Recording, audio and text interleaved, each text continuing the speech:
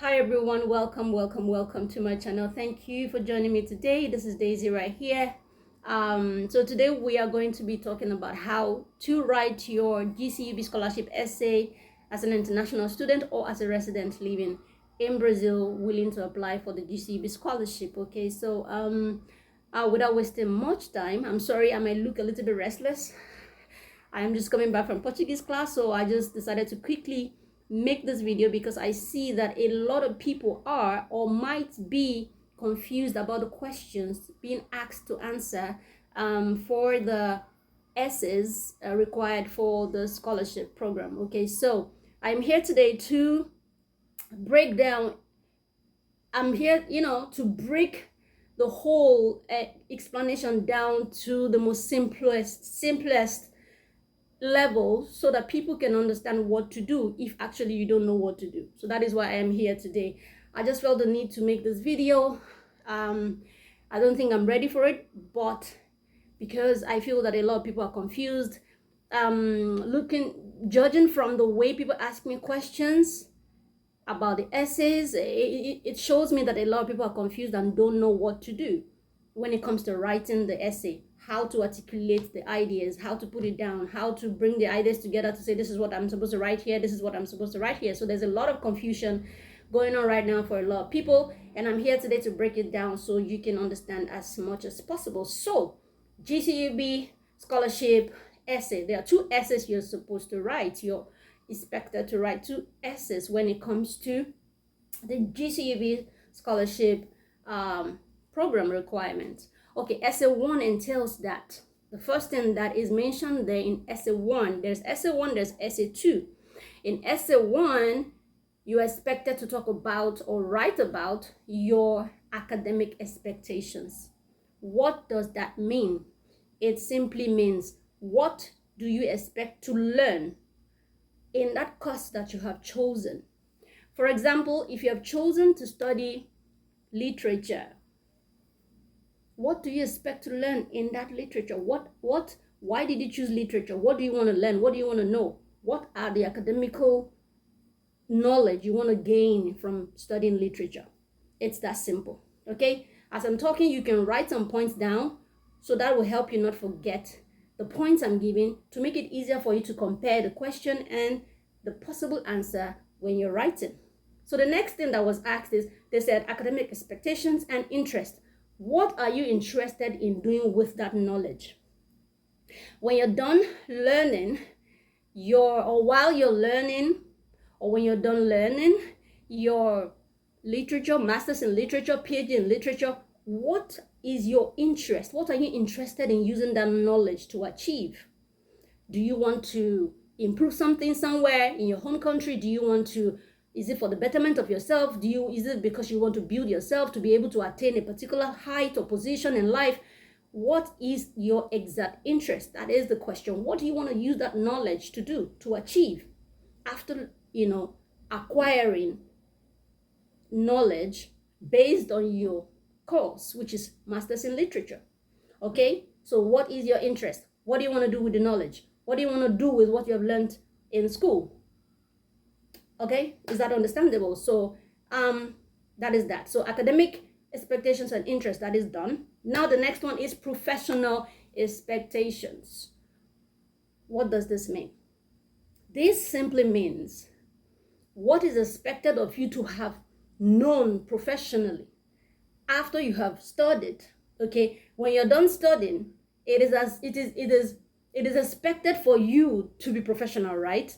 When you learn something, you become good at it. When you learn something, when you study something, gradually from stage 1 year, 1 year, 2 year, whatever, you are learning and growing, right? And the more you learn every step, every day, every month, every year, it means you're becoming a professional in that study. So what are you expecting? What is expected of you to have learned at the end of your study? What makes you a professional is the fact that you have learned something, known something, and can apply it from yourself into the society, into life, into your work. So as a professional, what is expected of you to have known as a literature student? What what will be better about you to qualify you as a professional. So you write that down. Let me use a simpler example so that you can understand. For example, if you go to a fashion designing school or a tailoring shop, you want to learn how to sew. Now, probably you're given 1 year to learn how to sew, right?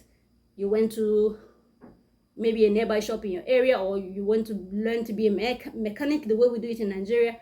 And then you learn every day. You go to shop every day. You learn step by step. First, how to use the machine. Second, how to cut, how to draw. And or maybe in their term, they say sketch.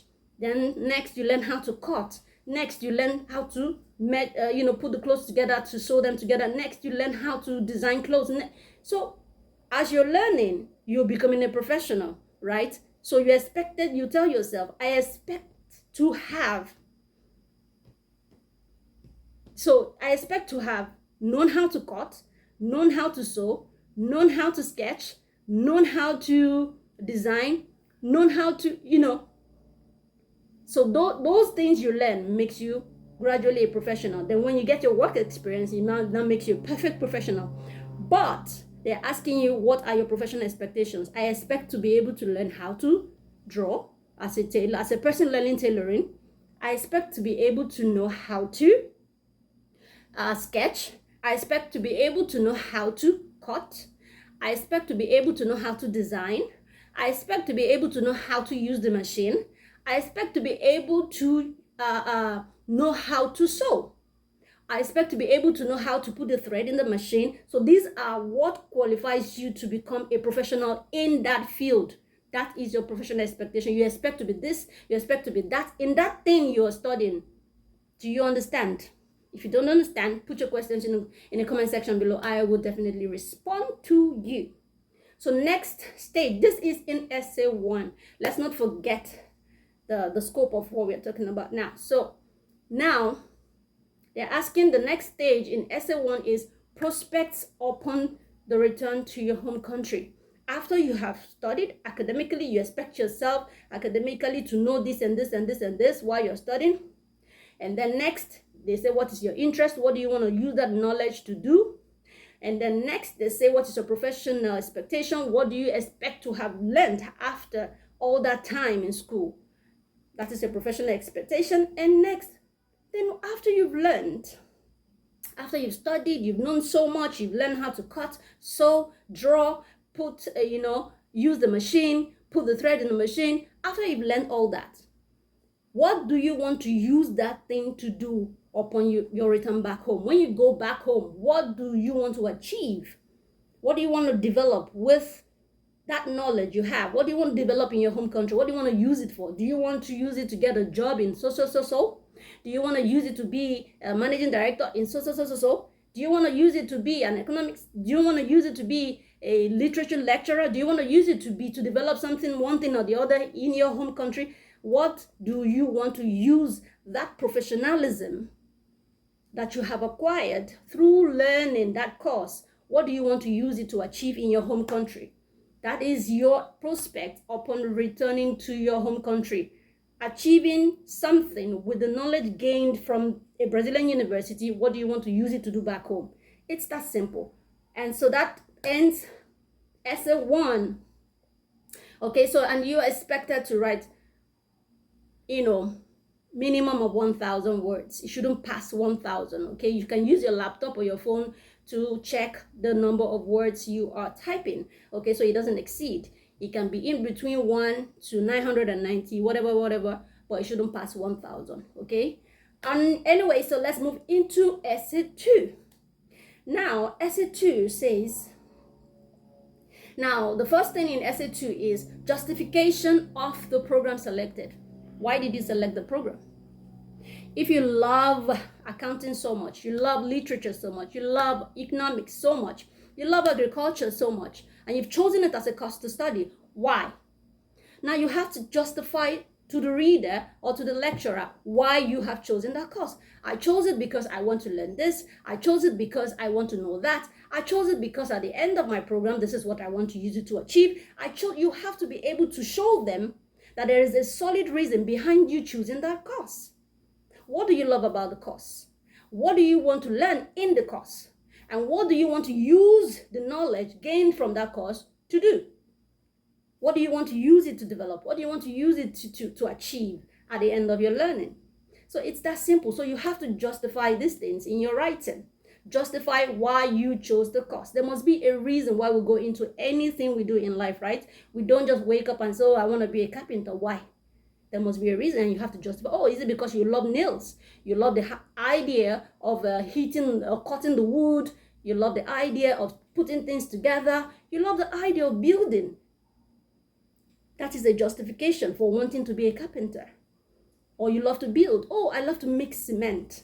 I love to see how bricks go up and, become something beautiful. That is a justification for why you want to be a builder or bricklayer.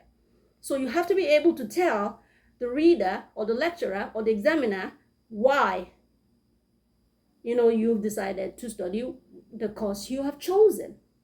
It's as simple as that. That is justification of the program selected. So remember that if you choose economics, you must be able to tell the reader, the lecturer, or the examiner the reason why you love that course, the reason why you have chosen to study that course, the reason why you have decided to gain knowledge in that particular course. Okay, it's that simple. That is how to justify the program or the course selected. Now let's move on to the next one, which says central theme and research problem. What is the thing? What is the main thing that bothers you about the course you have chosen? Now, a lot of people will go into economics, for example, and they're thinking in their head, oh, I want to be the central governor of Nigeria because Soludo did not do well. Soludo is one of the central, one of the people that ruled in the central bank in Nigeria. So if you feel Soludo did not do well during his time and you want to study economics to be able to be the CBN governor in Nigeria, you should be able to ask yourself, what are the problems Soludo did? What are the things that Soludo did not address when he was there? What is it that is making Nigeria economically go back in terms of finances in Nigeria? What do you want to correct? So that thing you're thinking about is the central problem, central theme of why you're studying the course in the first place. And from that central theme, from that idea that you have that, oh, look at my God, economically, Nigeria is not good. Financially, dollar to naira is a mess. I want to fix that. It's a central problem. Okay? So by studying economics, you're thinking, this is something I want to solve. So from that central problem, from that central theme means central idea. Okay? From that central theme, you bring out a research problem. And a research problem is something you want to solve. A question which hasn't gotten an answer.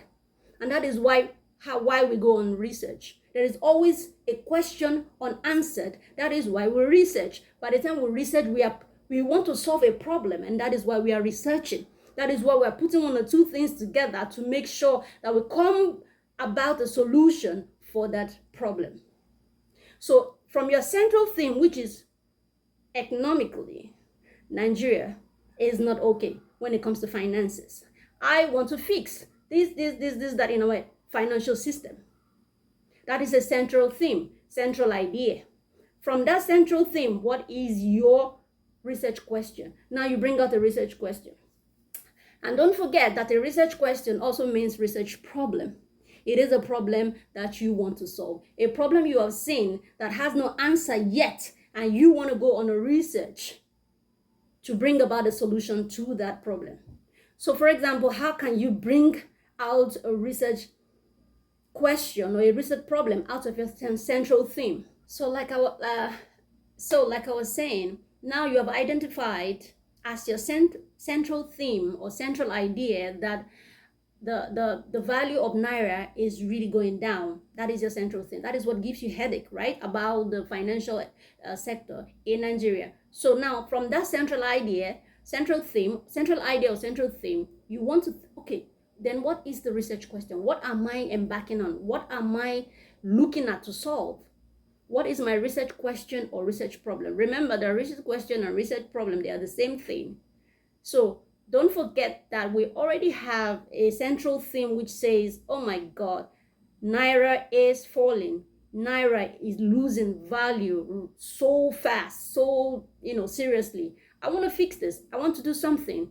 What is my research question? Then what is it you want to research about? What is the problem you want to research about? So you can just, from that central thing, you will now bring out a research question, which could be recognizing the onset of financial problems in Nigeria. And that is what you're going to work on for your project. Do you understand? That is how to draw or bring about a research problem out of your central theme or your central idea. Do you understand? So let's move to the next one. I hope I'm explaining well. So we have explained justification of the program selected. We have explained central theme and research problem.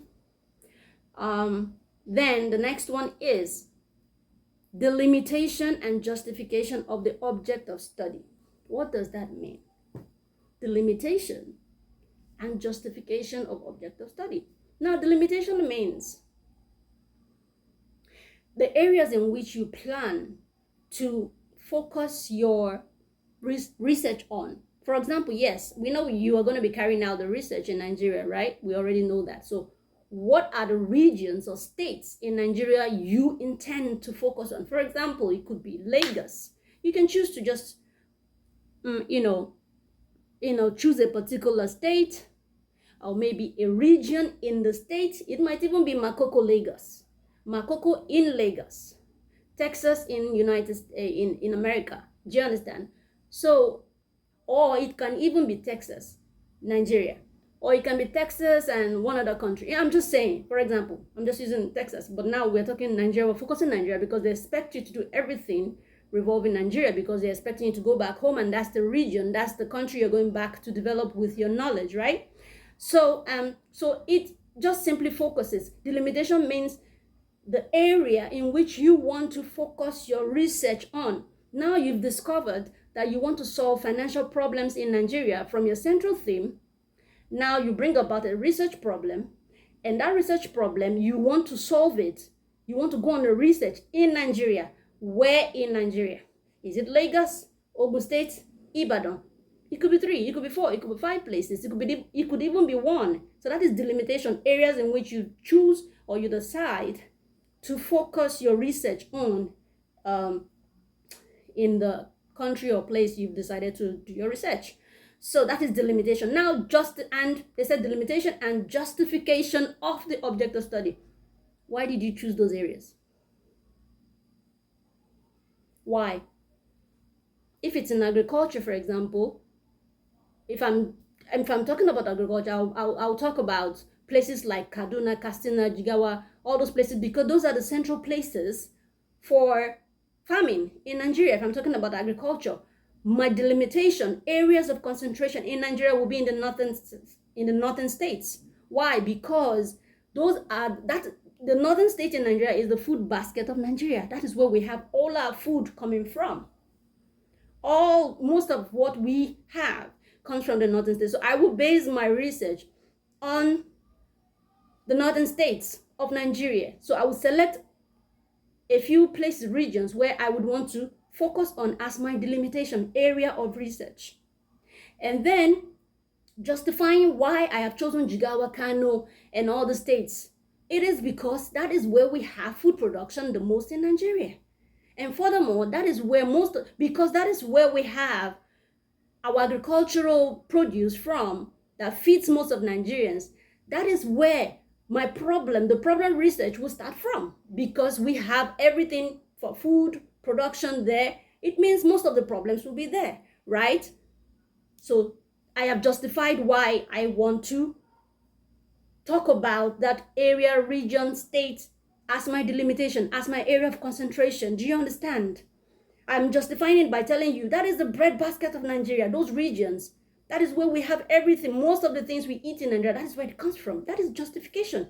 You are telling the examiner, look, without the northerners, we might hardly have cucumber, we might hardly have carrots, we might hardly have anything to even eat in Nigeria. Northerners do it the best. Other regions too farm, but the northerners are highly known for food production in Nigeria. Okay, so that is pure justification of why you want to center or focus your research in that region. Okay, that is that. So your object of research, justification of the object of study. Your object of study is the area you've chosen to research in. Okay, so that is that. Anything more, this video is going to be long. So anything else? And then it says, then the next is bibliographic review. Bibliographic review. So now bibliographic review has to do with talking about authors and or people that have said one or two things here and there about your field of study. Okay, we are talking about solving financial issues in Nigeria, or talking about the agricultural system, or whatever problems they have there in the agricultural system in Nigeria. Now you look for the authors that have spoken about your area of research, your research problem or research question, and then you quote them, you talk about them, and then you put their names, you put their dates, and you put their publishing, their book, or whatever. You put all details about them and their books in the bibliographic review. That is what that is about. You must reference them, talk about what they've said in connection with your research question, in connection with your research problem, research question. They are the same. Don't forget. So whatever author you're bringing into play must, whatever they've said, the books they've written must correspond with the research. Whatever the problem you're researching right now, they must correspond. So you review the literature, the book, the literature, the book of the author in connection with your research problem. Remember, the essence of a research is to bring about a solution. Okay, we are not just writing. You're writing because you want to solve a problem somewhere. Do you get? That's the essence of making a research. So after bibliographic review, now the next one is the methodological process. What is the method? What method are you planning to use to solve your problem, to address your research problem? What is the method? Is it quantitative? Is it qualitative? There are many types of research method. Google to find out different types that suit you, that you feel that is what is easiest for you to use to achieve solving your research problem. So methodological process simply means the method in which you want to use to solve your research problem. So qualitative, quantitative, comparative, whatever. Find the one that you feel that is best for you, comfortable enough for you to use to achieve your aim, and go for it. So that is that for methodological process. Now it says next, timeline. From when to when do you think you can finish your project? All right. So for example, you have a 2-year program. You have a two-year master's. You divide or you split how you want to achieve each of the steps of your project into months, into 3 months, 2 months. Divide everything you want to do in the space of 2 years. You know how to do it. So maybe data collection, January to February, blah blah blah. Preparation of the this and this and this, February to this and this. You just split it in between months up until you are able to cover all areas of your project into your timeline. It's like a timetable. Make it easy. Timetable for your research. Okay, timetable for your research. So divide all your planning for your research in a timeline. Give it months, give it dates, you don't necessarily have to give it dates. You can just give it months. Okay, you will achieve this in 3 months, mention the months. You will achieve this in 2 months, mention from what month to what month. Okay, so that is that for timeline. And lastly, I think bibliographic references. You see all those references you've mentioned, people you've quoted while writing your project, especially in your bibliographic review. You remember you mentioned a lot of authors, their dates, their books that was published that related to what you're talking about. Remember all those references. You have to now bring them down, pick them all up. Everywhere you have quotes of authors here and there, pick them all together. Nothing more, nothing less. Do not bring anything outside your research. Every author you have quoted, mention their books in anywhere around your work. Bring them all down and bring them to the last part, which says bibliographic references. So you give reference to those that have done a lot of work concerning what you are researching about. So that is what bibliographic references are all about. So before I forget this particular point, I will advise you to follow the essay according to how they asked it, so that it's easy for you to have a structure and you don't get confused while writing your project. For example, essay 1, it says academic expectation. Start with your academic and interest. Continue with interest. Then the next one says professional expectation. Talk about your professional expectation. So that way it has a structure that you yourself will know that you've talked about this, you've talked about it. Okay, I've talked about this. It has a clean structure. It's easy to read, easy to understand, and then you don't get confused in the process. Oh, what have I touched? What have I not touched? If you're just talking here and there, your work has no structure, has no lining, has no organization, then it gets confusing for people who are very good writers. They might write it here and there, and they know how to collate their information and put it right for the examiner to still understand. But if you know that you are not a good writer, you are not the type that can write and still at the end of the day bring people's brains back to your point, just do it according to how it is stated, question by question. Academic expectation, write it like that. Interest, give them the interest next, paragraph by paragraph, paragraph by paragraph, so that it's easy for you, easy to organize, easy to arrange, have a proper clear structure, and make it easy also for the examiner to be able to read. Okay, for the introduction up there, you don't necessarily need to write your name or write anything. What you can do is just copy and paste the question from GCUB, copy and paste it there, so as to indicate that, oh, in essay 1, this is the question I'm covering, this is the topic I'm talking about. Then you begin your story. If you still want to introduce yourself, you can just say something briefly about your school, what you studied and what you graduated in, just very briefly up there, and then you continue by starting with your academic expectations and down. Then also just essay 2, same thing. You don't necessarily have to introduce yourself that much. You can say 1 or 2 things here and there, and just begin. Copy and paste the question, put it right there, begin your research writing, and then start. It says, the first one says justification of the program selected. Just start with that. Yeah. And the second one says central theme and research problem. The next paragraph, talk about your central theme and research problem. That way, you see, it's structured. It looks organized that way by the time you take one by one, the same way that GCUB put it out there. It gives a clearer structure for you yourself to be able to manage. Anyway, that is it from me today. Thank you so much. This video is super long now. If you have more questions, you don't understand anything still, write me on Instagram or write me in the comment section. I would reply your message. Take advantage of this great opportunity to get scholarship, study for free in Brazil, get scholarship, get paid while you study, and then embark on your journey to Brazil and come enjoy life in Brazil. All right, do not forget that this scholarship is meant for people that are willing to study masters and masters and PhD degree. All right, those two. Admission is on now in all schools, even outside GCUB. Admission is on. You can apply directly to schools for people who want to study undergraduate programs.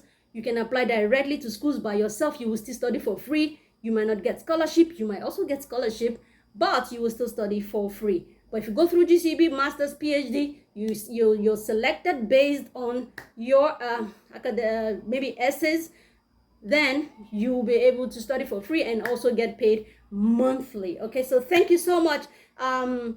Like I said, ask me any question. I'm here to answer you. I'm going right now to pick my daughter. Thank you so much again and again and again. Have an amazing day, everybody. Bye-bye.